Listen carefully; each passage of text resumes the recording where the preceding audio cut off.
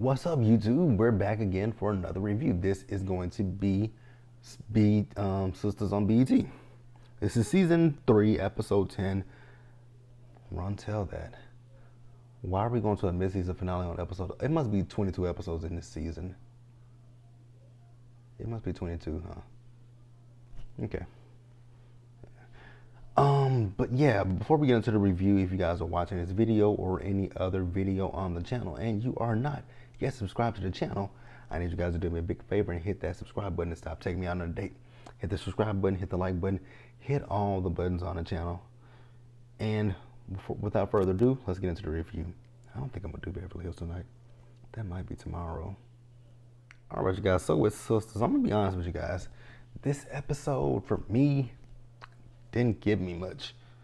But season 3 honestly hasn't really given me a lot to go off of, but we're gonna definitely talk about it. So this episode, we pick up where we left off with Zach last week, right? So you guys remember the woman from the bank? She was calling Zach to tell Zach that he had, what, $786,000 from the stocks. Now see, here's the thing that I didn't know. I didn't know banks dealt with stock trading. Now, I didn't. Did you guys? Do banks actually deal with stocks? Like I thought you purchase. Like I thought you had to go to like a stockbroker to purchase stocks. I mean, I could be wrong, but hey, whatever. So she's telling Zach that maybe he should sell or diversify his money. Zach was like, "Ma'am, let me tell you something. I don't even know what any of that shit means." She's like, "Okay, well, how about you come in?" He says, "Okay, cool." So then she says, well, what you should do is you should put maybe $500,000 in one account, right? And then put the other 286,000 and just let that, you know, kind of, I guess, be dealing with the stocks. I don't know. I even I'm gonna keep it real with you. I didn't even understand what the woman was saying, right? So then she asked me if he could come by the bank. He says, yeah, you know, I'll come by after. He said before he go to work or even after, before or after he goes to work. So he says, yeah, I'll go by there, right? Because he's gonna take the $500,000. But Zach, if he were, you don't know shit about the stocks. We're gonna talk about it. The $286,000, Zach, take all your goddamn money, put your money in the bank account, and let it just sit there. Just let it sit. Don't be stupid. So then we see Fatima. So Fatima tells Zach that she made breakfast for him, and she says that he says, well, I got somewhere to go. And she was looking at him because he was all, he was kind of jittery and fidgety. And she's like, are you okay? He says, yeah, I'm okay. So, she asked him if he wants to talk about last night. He says, not really. He says, do you have anything that you want to talk about? He says, but I mean, I thought you said everything that you wanted to say last night. Is there something else that you want to say? So she says, no, I did say everything last night. He says, no, you didn't. He says, you feeling me, but you're scared. He says, but I'm feeling you and I'm not scared. She says, you're right. I am feeling you and I am scared because you're still in love with Karen. He says, I'm not still in love with Karen, but I do still have love for Karen, right? And she was like, and I'm just afraid that you're going to sleep with her again. He says that was that was just a one-time thing basically, right? So she says that, she don't want him to sleep with her, right? And he asked her, well, what did the girl say to you? She says, they didn't say anything to me. I'm like, Fatima, why are you lying?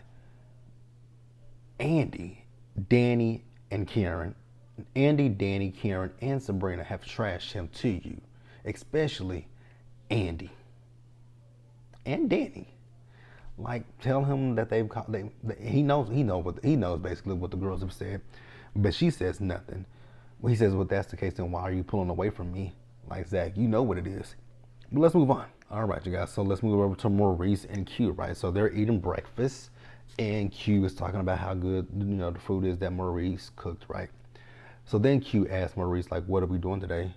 Maurice says, we ain't doing a motherfucking thing. He says, I'm doing something that they call going to work. He's like, oh, so what time you get off? He says, I get off at 5. He says, oh, well, I can sit here and wait for you. He says, no, the hell you cannot. That's not what you're going to do. And then Q was like, oh, well, I guess I can call one of my boys and go hang out with them. He says, you're going to do what you did to them. You're going to do to them what you did to me. And I'm like, Maurice, he told you last night what it was. Like, it was basically a hit it and quit it situation. And how do you catch feelings off of a one night stand? How do you catch feelings from a one night stand? Because Maurice is, kind of bugging just a little bit. Just a little bit. You just live it. But whatever.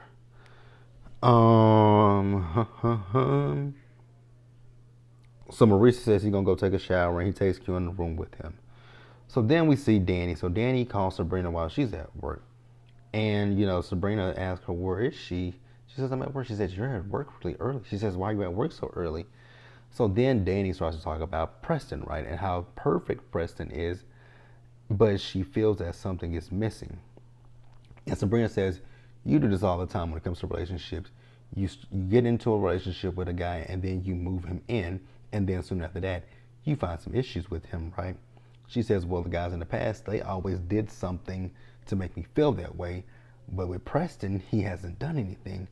But the issue is, she says, when he talks to her, he doesn't talk to her about anything of substance, basically, right? I mean, to him, it is substance, Danny. And I think that's the issue with Danny, right? To you, him talking about the farm, the cows, the pigs, the sheep, all that stuff, it's not of substance to you, but it is to him. And if he got with a farm girl, that would be of something of substance to them, right? And I think the issue with Danny is Danny's not using her communication. She's not effectively communicating with Preston how she feels, right? There's a way you can tell him, like, hey, Preston, I get that you're a country boy. I get that you are from a farm, but that's not something that I'm into. Like, you talking to me about horses, cows, pigs, sheep, stuff like that. That doesn't, interest me. But, I'll listen to it for you. But can we talk about other stuff? Like, let's talk about politics. Just throwing it out there. Like, talk about politics. Let's talk about the news. Let's talk about music. Let's talk about what's on TV. Let's talk about something else other than the goddamn farm. So I get where she's coming from, but she's just not communicating effectively. So then, Sabrina tells her that Jacoby came over. He apologized to her. Again, Sabrina was dumb for opening that damn door. Like, I wouldn't have opened the door, dumbass. Sabrina is dense. But we're gonna move on. All right, you guys. So next we see Maurice. So he's at work when Zach comes in. Zach is all chipper and happy, right? So he's going to see Natalie, who's over the. Once again, is this real? Like, when it comes to a bank, you know that they do credit cards. You know that they do home loans. You know that they do auto loans. You know that they do CDs. They do CDs. They do savings. They do checking. I just don't know no goddamn bank that does anything dealing with stocks. I just don't know any bank that deals with stocks. But you guys can let me know if I'm wrong. So Sabrina sees Zach, and she asks Maurice what is going on with Zach. He says he's meeting with Natalie. She says, about what? He tells her, I don't fucking know. See, now that was my issue with Sabrina.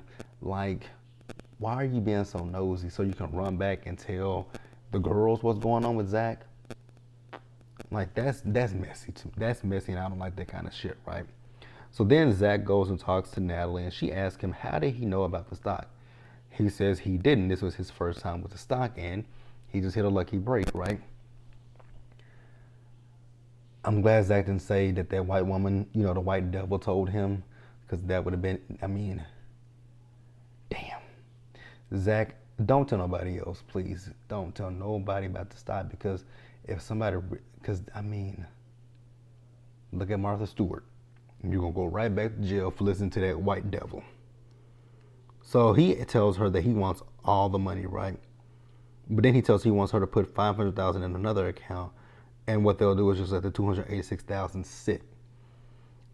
So then he asks her for a cashier's check for $7,500, right? I'm hella confused, right? Zach, don't be stupid, my dude. You don't know shit about the stocks, because she was talking about putting it towards some more stocks. Zach, You don't know shit about the stock market. Don't put that $286,000 towards the stocks. Take your money and run. Be like on Who Wants to Be a Millionaire. I'm going to take the money and I'm going to run. Take the money and go. Take the money and go. Just go. Go. How many more scenes we got to talk about? 1, 2, 3, 4, 5, 6, 7, 8. I guess we'll pause here and we'll keep going. All right, you guys. So Fatima goes to Andy's office, right, to check on her and make sure she's good, right? So Andy says that she's fine, but Gary saw her with Robin, and so Fatima was like, well, how did he respond to that? She says he wasn't as mad as usual, but he went to the gym and he didn't come back until this morning. She was like, oh, hell no. And she says, but I'm supposed to meet him tonight with his therapist. So then, they find out that Robin is there, right? The way Fatima is sworn, you would think that Robin is like an Idris Elba or a Michael B. Jordan or a, let's think about somebody light skinned that the people like. Child, who's somebody light skinned that the people like? Michael Ealy. Like, you would think that he's one of them. The way she's like, oh my God, he's so fine. I'm like, okay. It's like a regular, he looks like an average Joe. No shade to him, but yeah. So Robin is there, right? So, Andy asks him if he talked to his client. He says yes, and she took the offer. So Andy says, okay, well, I'll discuss it with my client. So then Robin tells Andy he would like to take her out, and she says, are you respecting my ring? So then she finds out that, Fatima actually came back in there and told him one of the partners wanted to meet him with him. And she's like, wait a minute. So you didn't come here just for the client? He says, no, I came here because, to be a partner, and they want to talk to me about opening up a UK division. I was like, uh-oh, Andy, you in deep shit, baby. So then we see Zach. So when Zach leaves the bank, Sabrina goes up to Natalie and ask her what was that. If I was Natalie, I would have told Sabrina, none of your motherfucking business. You may have hired me, but this ain't got shit to do with you. Why you need to know that man's business, right? But Natalie tells her that he made $750,000 on a stock, and she's like, him, Zach? Yes, him, Zach. The one that you guys talk about, he's not shit. He made $750,000 on a stock. Are you surprised? Pick your face up. So then Sabrina went back there where Maurice was, right? And she tells him, Maurice tells her about Q and the night that they had. He's texting Q. I'm like, Maurice, it was a booty call. Why are we doing all of this? Why are we doing all this, Maurice? Why? Maurice and those moans get on my nerves, something deep and serious. I just be like, oh my God, Maurice, please stop. Please stop. It's killing me. We're going to move on. All right, you guys, where are we at now? Damn. So let's talk about Zach again. So Zach calls Fatima, right? And she tells him that, she wants to talk to him. And she tells him, that it might not be a good idea for him to quit Chain Breakers, because she saw his clothes in the car. He's like, so I don't think you should quit. He's like, man, I never took them that truck back. Because she's like, what are you going to do? And he's like, I never took them that truck back. So she says to him, why don't you get a hotel? And he says, well, how about I come stay with you? She says, okay. So after she hangs up with him, Andy comes in asking how are things going between she and Zach. And Fatima's like, well, I do like him and I want to go for it, but him and Karen, they still have feelings for each other. So Andy made a look and she's like, see, that's what it is. Like, you're a good friend to her, but I don't really want to deal with that. Fatima, say fuck them completely. Although I do think that Zach and Fatima, not Zach and Fatima, but I do think Zach and Karen are going to get back together. Ooh, I really feel bad for my girl Fatima. And then I saw the preview for next week's episode. Oh God, I really feel bad for you, Fatima. So then Robin, he comes into Andy's office once, and he tells Andy that he's getting ready to go. Right? He asks her if she talked to her client. She says yes, and he accepted. He's like, damn. She was like, what? He's like, I can't take you to the bar with me. She was like, ring. Are we forgetting about the ring? He says, yes, I know you're engaged, but what did I tell you before? You're still basically you're still on the market until you're, officially married to Gary. Girl, why would you want to marry someone like Gary? I just don't get it, right? So then we see Zach. So Zach goes and actually he was talking about how, he wants a single drink with her. She's like, go have a double. He's like, I would prefer to have a single, whatever, don't care. So then we see Zach. So Zach goes to talk to Danny, right? He asks to talk to her. She says, no. But then he says, hear me out, Danny. Hear me out, Danny. So he asks, so she was like, what is it, Zach? He says, so what would you do if you hit the lotto? She's like, well, what would I do if I hit the lotto? She said, I would buy a house in cash. I was like, ching. She said, I would buy a car. No, I would not buy a car. She said, I would buy so much weed from my dealer. I'm like, okay. So you got me with buy a house in cash and buy some weed. And she said, I would quit this hellhole. I'm like, okay, 3. And then she said she would pay off her student loans. I'm like, ching, ching, ching. Man, if I hit the lotto, that is the first thing I'm doing. Paying off my student loans. Like, them motherfuckers got to go. We're going to pay off them student loans, and that's going to be it. Then we're going to buy some property. Some property that I can live in, and then some other property that I can just rent out to people. Airbnb that bitch to make a profit back. And then after that, what would I do? I don't know. I don't know. I've always thought about that. Like, what would I do if I hit the lotto? But I know number one thing that I'm going to do is pay off my motherfucking student loans. That's number one on the bucket list. Pay off these damn student loans, and then to, like I said, buy a house. And then after that, we just going to put the money up. Like, I'm not going to live a lavish lifestyle, I might travel, but I'm not going to live a lavish lifestyle. Like, I'm not going to buy expensive cars. I'm not going to buy shit the thing that for me is I'm not someone who's going to buy anything that depreciates. I'm going to buy some shit that appreciates in value, right?